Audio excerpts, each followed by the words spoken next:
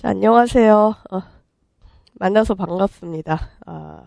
키위 한입, 5, 6월달 같이 공부할 김현입니다. 일단 수업 시작하기 전에 양해 말씀을 드리려고 하는데요. 제가 지금 감기가 걸려서 목소리가 좀 이상해요. 그리고 이렇게 말을 하는 데 있어서도 지금 목이랑 코랑 다 상태가 안 좋아서 그닥, 저도 이제 컨디션이 안 좋고, 듣기에도 조금 힘드실 겁니다. 근데 먼저 양해 말씀 부탁드리고요. 자, 키위 한입 강의는 일단 이제 작년에 처음 제가 이 강의를 개설을 했고, 이제 올해 두 번째입니다. 이 키위 한입 강의에 대해서 좀 잠깐 간략하게 설명을 해드리고, 그 다음에 작년도 시험, 그러니까 2018년 11월에 치루어졌던 작년도 시험과 관련해서 어떻게 공부를 할 것인가, 그리고 작년도 시험에 이제 비춰봤을 때, 교육학 공부를 위해서 우리가 이 키위 한입 강의 어떻게 활용할 것인가에 대해서, 안내 말씀 드리려고 합니다. 이 키위 한입 강의는 한 달짜리 코스로 이루어진 강의예요. 그래서 제 수업에 대해서 아시는 분들은 이제 아시는데 원래 제가 교육학 강의를 하면서 교육학과 관련된 여러 가지 이론이나 내용이나 이런 것들을 좀 이제 두루두루 다양하게 많이 다루는 사람으로 알려져 있습니다. 실제로 이제 그렇기도 하고요. 그런데 다만 이제 너무 이제 이런저런 내용들, 그 많은 양들을 이렇게 다루다 보니까 어떤 분들이 이제 좀 힘들어 하시냐면은 이제 뒤늦게 시험 준비를 하시는 분들, 그러니까 1월부터 해서 이제 차근차근 1년 동안 교원 임용고사 준비를 하시는 분들이 아니라 뒤늦게 결심을 하셔가지고 예를 들어서 하반기에 이제 여름이나 뭐 이럴 때 공부를 해야겠다라고 그렇게 마음 먹으신 분들은 교육학 이론이 워낙 내용이 방대하다 보니까 이제 그런 것들을 이제 차근차근 정리하기가 시간이 이제 좀 부족하신 거죠. 그래서 그런 분들 입장에서는 뭔가 좀 빠르게 그리고 좀 더 이제 짧은 기간 동안 알아야 되는 어떤 관련 요소들을 정리할 수 있는 그런 이론이 필요하다라고 이제 많이 말씀을 해주셔서 제가 작년에 처음 이 키위 한입 강의를 만들게 됐습니다. 그래서 이게 이제 4주짜리 이 프로그램이고, 그 다음에 이 키위 한입 강의는 교육학에 관련된 모든 영역을 다 다루진 않습니다. 다 다루진 않고 총 4개의 영역을 다루고 있는데요. 그게 교육행정하고 교수학습, 그 다음에 교육과정, 그 다음에 교육평가, 요 4가지 영역을 다루고 있습니다. 거기에다 플러스 알파로 약간의 이제 사회학하고 교육사회학하고 교육심리학에서 이제 한두 개의 주제를 다루고 있어요. 왜 이 4가지 영역을 중심으로 제가 정리를 하냐면, 그동안 우리가 교육학이 논술형 시험으로 지금 이제 6년째 시행이 됐는데, 물론 중간중간에 어떤 추가 시험이 조금씩 있었습니다. 그것까지 포함하면 작년을 기준으로 해가지고 작년까지 총 9번의 이제 교육학 논술 시험이 치루어졌었어요. 근데 그 9번의 교육학 논술 시험에서 좀 역대로 많이 출제된 영역이 어딘가를 이제 제가 살펴보니까 그게 바로 요 4 영역이었다는 거죠. 그래서 교육행정, 교수학습, 교육과정, 교육평가 요 4 영역이 가장 많이 출제가 된 영역이고, 실제로 이제 작년도, 그러니까 즉 2018년 11월에 치루어진 시험을 보면은 여전히 교육행정과 교육과정과 교육평가 이 3가지 영역에선 출제가 됐습니다. 다만 이제 약간 의외였던 거는 작년도 같은 경우는 교수학습 부분이 출제가 안 됐죠. 사실 작년 이전에, 그러니까 2017년까지는 교수학습 영역이 거의 매년 출제가 됐었거든요. 그런데 작년에 처음으로 이제 교수학습 영역이 빠졌습니다. 그래서 출제가 안 됐고, 하지만 뭐 개인적으로, 그러니까 작년에 그렇게 한번 빠졌으니까 올해는 또 요 영역에서 출제되지 않을까라는 생각을 이제 개인적으로 하는데, 어쨌든 요 4가지 영역이 가장 좀 반복해서 출제가 많이 된 부분이에요. 그러다 보니까 이 키위 한입은 빠른 시간 안에 이제 교육학과 관련해서 좀 우리가 기본적으로 알아야 되는 부분들, 그리고 과거에 좀 출제가 많이 되는 영역 중심으로 기본적으로 알아야 되는 내용들을 좀 빠르게 정리하기 위한 어떤 그런 목적으로 만들어진 것이 바로 이 키위 한입이라는 강의입니다. 그렇기 때문에 뭐 아시는 분들은 아시겠지만 저는 이제 흔히 말하는 우리 교원 임용고사 이 교육학 시험과 관련해서 반드시 뭐 요것만 공부해라. 이건 뭐 내가 뭐 다 적중을 시킨다. 요것만 공부하면 된다. 이렇게 이야기하는 사람은 아니에요. 무엇보다도 저는 뭐 적중을 이라는 거를 시킬 만한 능력이 없는 사람입니다. 제가 무슨 점쟁이도 아니고 그렇다고 이제 제가 무슨 뭐 신내린 뭐 왕꽃선녀도 아니고 전 그런 재주는 없는 사람이에요. 근데 다만 과거에 출제됐던 어떤 기출의 어떤 빈도라든가 영역이나 이런 것들을 봤을 때 최소한 이 정도는 반드시 알고 가야 되지 않겠는가라고 해서 이제 제가 구성한 것이 바로 이 강좌의 이제 내용이거든요. 그래서 이 강좌는 아까도 말씀드렸듯이 이제 처음 공부하시는 분들, 그리고 앞으로 공부하시는데 시간이 별로 없으신 분들, 그런 상황에서 가장 좀 빠르게 효율적으로 이제 교육학을 정리하고자 하시는 분들을 이제 대상으로 하는 그런 강의고요. 제가 적중하는 능력이 없음에도 불구하고 작년에는 이 키위 한입 이 교재가 작년에 나왔어요. 그리고 이제 지금 이제 앞으로 여러분들이 보실 강의도 작년에 이제 찍어놓은 강의인데 근데 제가 적중시킬 능력이 없음에도 불구하고 운이 좋게 작년에 이 키위 한입에서 우리가 다뤘던 이 내용 중에 이제 상당 부분이 작년도 시험 문제의 이제 영역이었습니다. 그래서 의도하지 않았는데 이제 생각보다 좀 적중을 많이 한 이제 이런 결과가 나왔는데요. 작년도 시험 문제가 이제 총 6개의 문제가 나왔거든요. 그래서 가드너를 물어봤고, 그 다음에 이제 변혁적 지도성 물어봤고, 그 다음에 타일러의 교육과정 모형과 관련해서 학습 경험 선정 원리를 물어봤고, 그 다음에 잠재적 교육과정을 물어봤고, 그 다음에 문학내적 신뢰도를 물어봤고, 그 다음에 리커트 척도를 물어봤어요. 그래서 작년에 문제 이제 출제된 어떤 그 주제를 보면 6개의 주제를 물어봤는데, 이 6개의 주제 중에 이 키위 한입이 작년에 무려 4개의 내용을, 주제를 다뤘습니다. 그래서 교육행정 파트 보시면은 변혁적 지도성을 이제 교육행정 파트에서 12페이지에서 다루고 있고, 그 다음에 이제 교육과정 파트에서는 잠재적 교육과정이 94페이지, 그 다음에 타일러의 학습 경험 선정 원리를 96페이지에 다루고 있고요. 그 다음에 작년에 물어봤던 문학내적 신뢰도, 이건 교육평가에서 139페이지에서 내용을 다루고 있습니다. 뿐만 아니라 이 키위 한입 교재는 보시면 매 단원마다 뒤에 이제 형성평가라고 해서 각각의 이제 반드시 이 영역과 관련해서 암기해야 되는, 외워야 되는 그런 내용들을 이제 간단히 쓸 수 있도록 문제를, 형성평가 문제를 제시하고 있는데, 그 형성평가 문제에서 이제 문학내적 신뢰도라든가 이제 작년에 써야 되는 것들은 잠재적 교육과정의 개념, 문학내적 신뢰도의 개념, 학습 경험 선정의 원리 2가지의 어떤 개념, 이거를 이제 작년에 시험에서 물어봤는데, 제 형성평가 문제에서도 그런 거를 똑같이 쓰게 해서 다행히도 작년에 이 키위 한입으로 공부하셨던 분들이 이 투자한 시간이나 노력에 비해서 굉장히 많이 효과를 봤다라고 말씀을 해주셨어요. 그래서 개인적으로는 저도 굉장히 기쁘게 생각을 하고 다행이라고 생각을 합니다.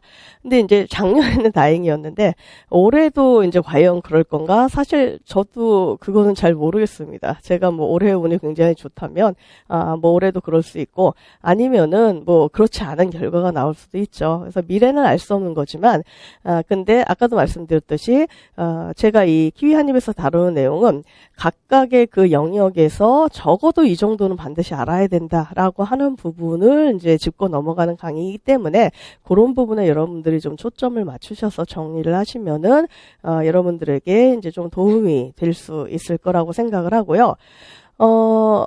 제가 올해 키위 한입 강의는 새롭게 이제 처음부터 끝까지 이제 새롭게 강의를 진행하거나 하지는 않습니다.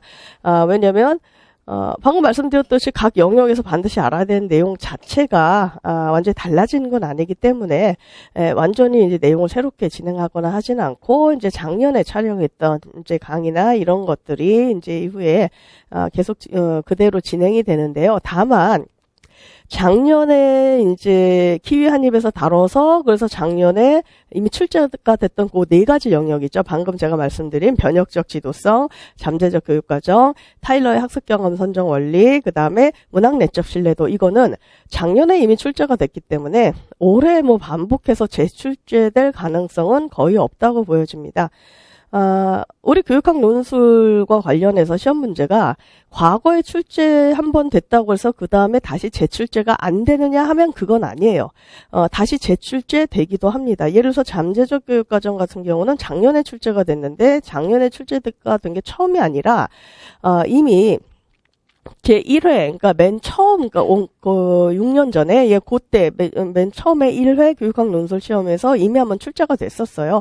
근데 지금 이렇게, 한 5년 만에 다시 한번 이제 출제가 된 거거든요. 그래서, 과거에 출제됐던 영역이 다시 반복해서 출제가 되긴 하지만, 이렇게 연이어서, 지난해 출제했는데, 그 다음에 또 출제하는 이런 경우는 별로 없고요.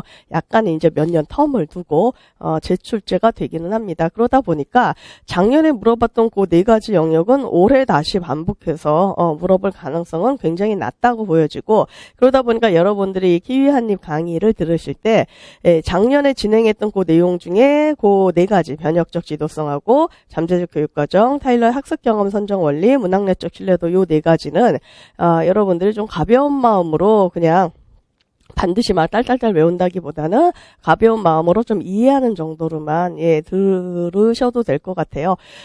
어쨌든 뭐 의도하지 않았지만 본의 아니게 이 네 가지 영역이 이제 작년에 출제가 됐으니 올해 같은 경우는 요 네 가지를 제외한 이제 다른 영역을 이제 우리가 좀 더 주의 깊게 살펴봐야 되지 않을까라는 생각을 합니다. 그래서 올해의 키위 한입 강의는 이제 처음부터 끝까지 다시 재촬영을 한 게 아니라 작년의 강의에다가 이제 플러스 알파로 이렇게 일단 네 가지 영역을 빼면 그 다음에 이후에 또 각 영역별로 혹은 다른 영역, 예를 들어서 뭐 심리라든가 이제 사회학이라든가 다른 영역에서 또 기본적으로 반드시 여러분들이 알아야 될 내용들을 제가 네 가지 주제를 더 선정을 해서 그거를 이렇게 덧붙이는 형태로 그렇게 강의를 진행을 하려고 해요. 그래서 그 덧붙이는 내용은 나중에 5월달 안으로 다시 추가 촬영을 해가지고 여러분들에게 이제 추가 촬영 강좌를 이제 덧붙여서 제공하는 방식으로 이제 진행을 하려고 하고요.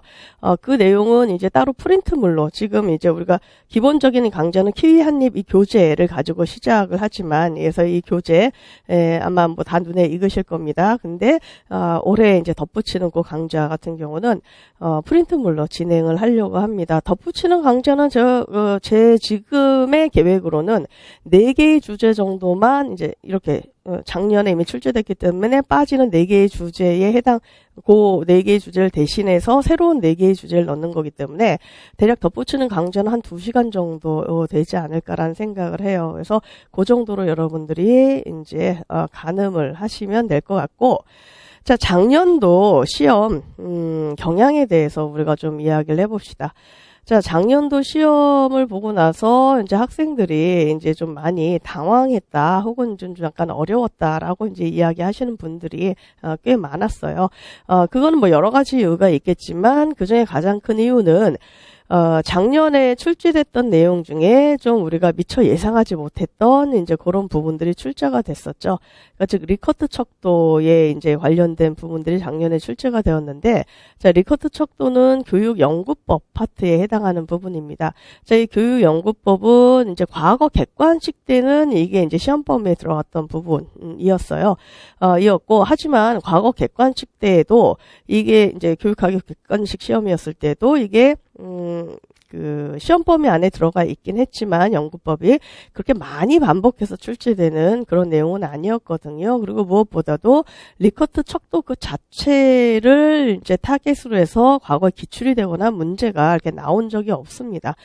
그러다 보니까 작년에 이제 학생들이 많이 당황을 했던 거는 이제 리커트 척도라는 게 이제 굉장히 그를 물어보는 것 자체가 주제도 이제 과거에 이미 출제된 적이 없는 그런 주제였고 연구법 부분이나 이런 것들도 논술형으로 이제 우리가 시험이 바뀐 이후에는 그닥 주목하지 않은 이제 영역이었는데 이런 부분에서 이제 문제가 출제가 돼서 많이 당황했던 걸로 알고 있습니다.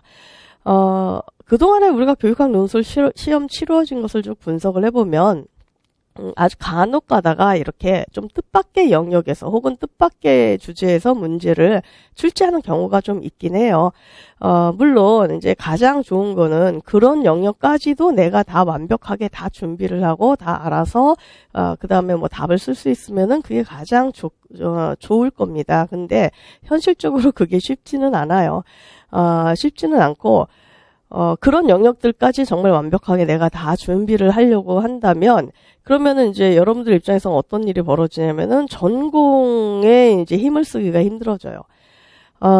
우리의 어떤 목적은, 이제 우리가 곰곰이 생각을 해보면, 결국 우리의 목적은 이 교원 임용고사 시험에 합격을 하는 것이 이제 목적 아닙니까? 그럼 합격이라는 걸 생각을 해보면 교육학과 전공 둘 다 일정 이상의 어떤 그 점수를 이제 받아야 되고, 물론 욕심 같아서는, 마음 같아서는 교육학도 굉장히 고득점을 받고 전공도 굉장히 고득점을 받았으면 좋을 겁니다. 근데 이게 이제 현실적으로 쉽지는 않고 요 둘의 균형과 밸런스를 이제 맞춰서 공부를 하는 것이 굉장히 중요하거든요. 그러다 보니까 상대적으로 교육학을 이제 너무 욕심을 부리고 너무 이거저거 많이 그러니까 여기서 말하는 욕심을 부린다는 얘기는 그렇게 뜻밖의 영역을 나오는 것까지 내가 완전히 다 커버를 하겠다라는 식으로 이제 여러분들 공부를 하시게 되면은 그게 그 드리는 어떤 노력이라든가 시간, 투자 이런 것들에 비해서 사실 그런 영역의 문제는 출제가 될 때도 있고 안 될 때도 있기 때문에 사실 그 결과를 보장을 할 수가 없어요. 그리고 무엇보다도 학생들이 많이 좀 약간 오해하시는 게 어떻게 생각하시는 경우가 많냐면, 남들이 못 맞추는 문제를 나 혼자 맞추면은 그게 나에게 굉장히 점수가 플러스가 되고 이득이 돼서 나에게 좋은 결과가 올 거다라고 생각을 하신 경우들이 이제 대부분인데, 현실적으로는 꼭 그렇진 않습니다. 그러니까 무슨 말이냐면은 작년 시험 기준을 봤을 때 리커트 척도를 남들은 대부분 못 맞추고 못 썼어. 근데 나는 제대로 쓰고 이제 내가 잘 맞췄어. 그러면은 물론 기분은 좋죠. 근데 문제는 뭐냐면은 그 남들이 못 맞추는 그 2점, 그 리커트 척도를 맞춰서 리커트 척도에 관한 배점이 2점이었거든요. 이 2점을 얻는 건 좋은데, 그런데 이 2점이 빛을 발하려면 나머지 것들도 좀 잘 써야 돼요. 그러니까 나머지의 요소들과 관련해서 내가 답을 잘 써서 일정 이상의 점수를 얻은 상태에서 이 리커트까지 맞춰서 플러스 2점을 얻으면, 그러면 이게 효과가 극대화가 되는 거죠. 근데 이제 어떤 경우가 있냐면, 나머지 요소들을 사실 그닥 제대로 쓰지는 못했어. 좀 허술하게 썼어.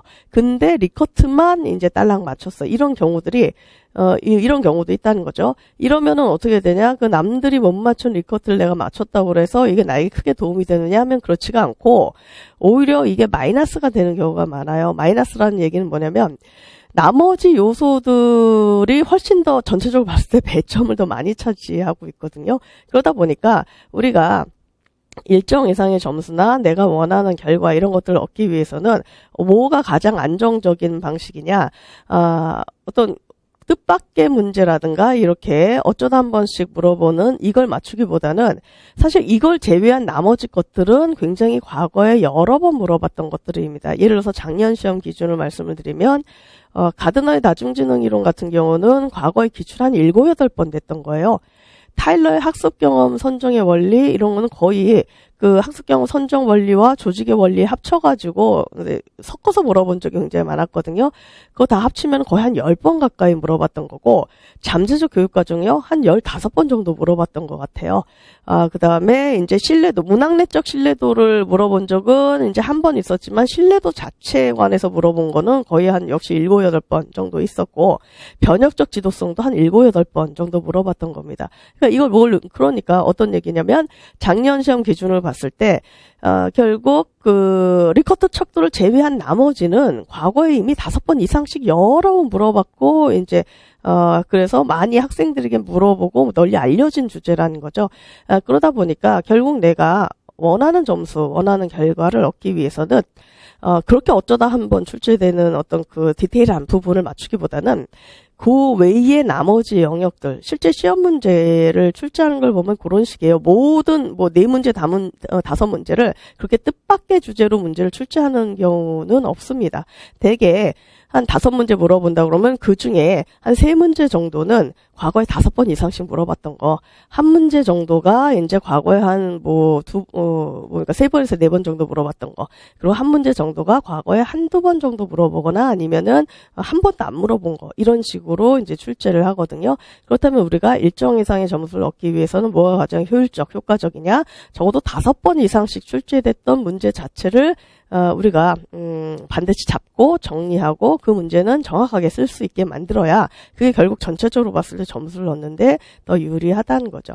그러다 보니까 이 키위 한입 강의는 주로 그렇게 5번 이상씩 과거에 출제됐던 주제를 그 각 4가지 영역별로 중심으로 다루고 있습니다. 그래서 그런 면에서 이제 여러분들에게 보다 효율성 있는 도움을 드릴 수 있을 것 같고요.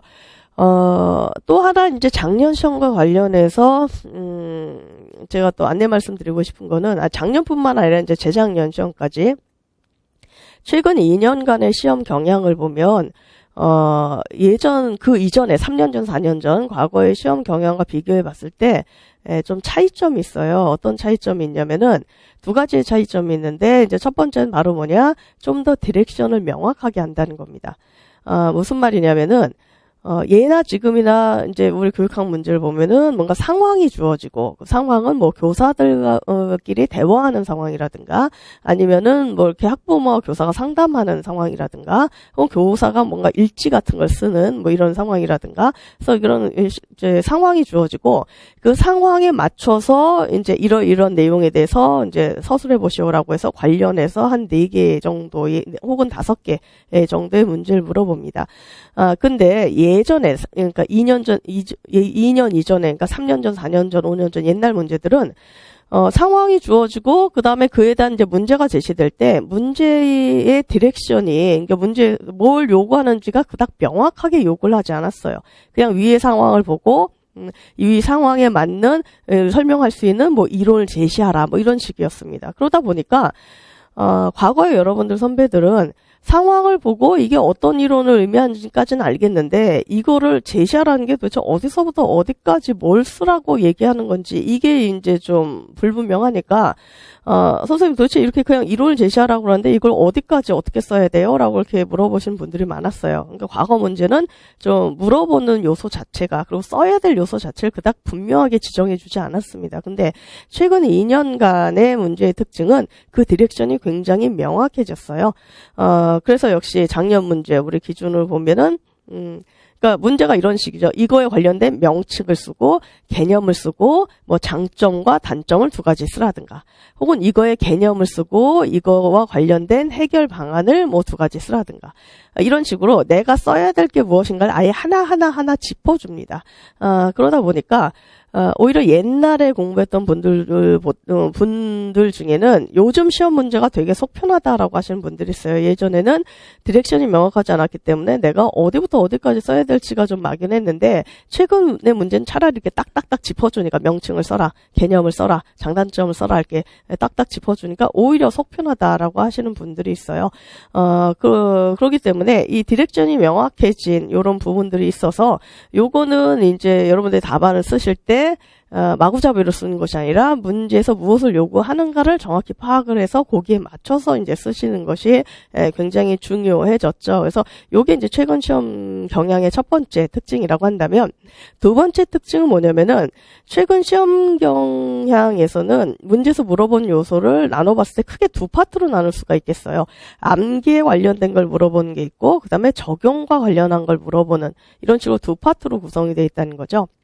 역시 3년 전, 4년 전 옛날 문제를 보시면요. 옛날 문제일수록 주로 암기한 내용을 물어봤어요. 이거와 관련된 아까 말씀 이론을 제시해라든가 이 이론의 의의를 써보라든가 이 이론에서 지금 제시하는 이 개념이 뭔지를 써보라든가. 그래서 과거의 문제는 교육학과 관련된 내용들 여러 가지 이론, 주장, 개념 이거를 막 열심히 외우고 많이 외우면 외울수록 그리고 자기가 외운 그 카테고리 안에서 문제가 나오면은 그럼 굉장히 시학생이 이제 딱 그 자기가 외운 대로 정답을 쓸 수 있는 그런 식의 문제가 많이 등장을 했어요. 그런데 최근의 문제, 2년간의 문제의 특징이 뭐냐면은 한 반 정도는 암기해서 써야 되는 걸 물어보고 반 정도는 그거를 응용하거나 적용하는 걸 물어본다는 거죠. 그래서 역시 작년 문제 예를 들어보면은 첫 번째 가드너를 물어볼 때 가드너의 다중지능 이론 입장에서 봤을 때 A 학생과 B 학생의 공통된 강점 지능이 뭔지 쓰고 그러니까 이거는 암기의 문제예요. 그러니까 가드너가 제시했던 어떤 그 강점 지능, 그러니까 다중지능 이론의 여러 가지 지능의 유형을 외우고 있는가를 물어보는 거죠. 그런데 지금 이 상황에서 C 학생에게 어떤 개별 과제를 줄지를 쓰고 그걸 왜 줘야 되는지 이유를 써라라고 했다는 거죠. 자, 그러면 자, 가드너 입장에서 가드너는 우리 인간은 서로 다른 9가지의 지능이 있다라고 이야기를 하고, 그걸 이제 언어 지능부터 시작해서 실존 지능에 이르기까지 쭉 제시를 했는데, 그러니까 A 학생과 B 학생의 강점 지능이 뭐다? 즉, 그거는 대인관계 지능이었어요, 답이. 대인관계 지능이란 이런 용어와 이거의 개념은 외워서 써야 되는 문제죠. 내 마음대로 창조해낼 수 있는 개념이나 설명할 수 있는 개념은 아니니까요. 하지만 지금 이 상황에서 C 학생에게 어떤 과제를 줘야 되고 이걸 왜 줘야 되는지 이유를 써라. 이 부분은 교과서에 안 나와 있는 부분이에요. 그러니까 교과서에 우리가 보는 교재 보면은 가드너의 다중지능 이론에 대해서 9가지 지능을 설명하고 각각 뭐다 다 설명돼 있지만 지금 이 상황에서 요 문제 상황에서 C 학생에게 어떤 과제가 적합하고 그다음에 그걸 왜 줘야 되는지 이유 이런 거는 내가 좀 가드너의 주장에 근거해서 응용하고 해석을 해서 써야 되는 문제라는 거죠. 그러니까 이런 식으로 그리고 아니면 작년에 또 문제 보면 변혁적 지도성 물어본 것도 어떤 식이었냐면은 위에 바스가 제시했던 이 지도성의 명칭을 쓰고 그러니까 이거는 외워서 쓰는 거죠. 근데 이거를 이 지도성을 신장하기 동료 교사와 함께 신장할 수 있는 방안을 2가지 쓰시오. 근데 이거는 교재에 없는 내용이에요. 책에, 이 교과서에 없는 내용이라는 거죠. 응용에 관한 부분이라는 겁니다. 그래서 최근 문제의 특징이 이렇게 어떤 암기에 관한 부분, 그다음에 응용에 관한 부분을 이렇게 같이 물어보고 있어요. 물어보고 있는데 그러다 보니까 그 학생들이 이제 많이 고민인 게 뭐냐. 암기에 관한 부분은 그래도 이거는 내가 얼마만큼 교육학 이론을 많이 다루고 외우는가에 따라서 어느 정도 대응이 되는데 왜냐면 바스의 지도서의 명칭이라든가 그다음에 그 대인관계 지능에 관한 것 이런 것들은 교과서에 다 나와 있는 거니까. 근데 이렇게 뭐 적용을 하라든가 아니면은 왜 이걸 줘야 되는지 이유를 쓰라든가 이런 것들은 어느 교과서에도 나와 있지 않은 거니까 이런 부분을 어떻게 대응을 하고 여기서 어떻게 점수를 얻어야 될까요? 라고 이렇게 물어보신 분들이 꽤 많아요. 근데 이 적용 부분에 관해서 점수를 얻는 거는 사실 딱 이렇다라고 하는 어떤 뭡니까 이렇게 기준을 제시하기가 쉽지는 않습니다. 왜냐면 이게 어느 하나의 기준을 가지고 적용 부분을 이제 채점을 하기보다는 그때그때의 상황이나 이런 것들에 따라서 이 출제자가 그러니까 이 적용 부분에 해당하는 파트를 어떻게 채점할 건가는 출제 교수님들의 권한이기 때문에 출제하시는 교수님들이 성향에 따라서 어떤 분은 개념에 의거해서 이제 답을 썼을 때 점수를 주시고 어떤 부분은 이제 상황을 잘 분석해서 상황에 맞게 썼을 때 어떤 정답으로 인정할 수 있는 그렇게 채점 기준을 잡으시는 분들이 있다는 거죠. 그러다 보니까 사실 적용이나 응용 이 부분에 관련해서는 좀 다양한 연습을 하는 것이 필요할 거라는 생각이 들고 그리고 다양한 연습을 해도 이게 채점 기준이 딱 하나로 뭔가 기준이 이렇게 정해진 게 없다 보니까 사실 이 부분은 변수가 좀 많이 작용할 수 있다고 생각을 해요. 그러다 보니 이제 제 개인적인 이제 생각은 뭐냐면 여러분들이 어느 일정 이상의 점수를 얻기 위해서는 최소한 암기 부분에 관련해서는 점수를 놓치시면 안 돼요. 아까도 말했지만 암기 부분이 한 50%, 적용 부분 50% 물어보는데 암기 부분은 암기해서 이제 써야 되는 이제 이런 문제 답 이 부분은 이거는 좀 해결 방안이 있는 거거든요. 최대한 교육학 이론을 많이 접하고 많이 외우고 많이 정리하면 할수록 이 부분은 그래도 점수를 얻을 수가 있어요. 확실하게. 근데 적용 부분은 그때그때 기준이 달라지기 때문에 이 부분은 사실 점수를 보장하기가 좀 힘든 거죠. 그러면 어떤 일이 벌어지냐? 가뜩이나 이 적용 응용 부분에 점수를 보장하기 힘든 상태에서 암기해서 쓸 수 있는 것조차 내가 만약에 제대로 못 썼다. 그 부분에 점수를 놓쳤다. 그러면은 이제 점수가 상당히 낮을 확률이 이제 높아지는 거고 그러면은 최소한, 적어도 내가, 어느 정도 일정 이상의 점수를 얻기 위해서는, 최소한 이 암기 부분에서는 점수를 놓치는 게 있어서는 안 된다는 겁니다. 그래서 외워서 써야 되는 부분은 반드시 확실하게 외워서 쓸 수 있도록 본인을 만들어 놓는 것이 가장 안전한 공부 방법이 아닌가라는 생각을 해요. 그래서 그런 의미로 이제 다시, 말씀드리지만 우리 키위 한입 강의는 각 영역별로 특히 이제 가장 출제가 많이 됐던 4가지 영역 중심으로 적어도 이 정도는 알아야 된다라고 하는 것들, 그리고 과거에 좀 여러 번 많이 반복해서 물어봤던 그런 주제들을 중심으로 이제 선별을 해서 내용을 정리를 하고 있습니다. 그래서 요 키위 한입 강의는 이제 그런 목적으로 이제 내용을 정리를 하고, 그다음에 보다 빠르게 공부를 하고 싶으신 분들 혹은 이제 시간이 없으신 분들에게 나름의 어떤 효율적인 도움을 드리고자 하는 강의니까, 이 강의를 수강하시는 분들은 그런 어떤 목적을 이해하시고 강의를 들으셨으면 좋겠고, 그리고 작년 못지않게 올해도 이 키위 한입 강의가 여러분들에게 많이 도움이 됐으면 하는 생각, 바람입니다. 그래서 오늘 오프닝 제 인사는 여기까지 마치도록 하고요. 차후에 이제 후속 주제 4가지 이렇게 뽑아서 5월달 안으로 다시 재촬영을 하려고 합니다. 그래서 후속 주제를 뽑아가지고 이후에 다시 한번 또 인사를 드리겠습니다. 예, 감사합니다.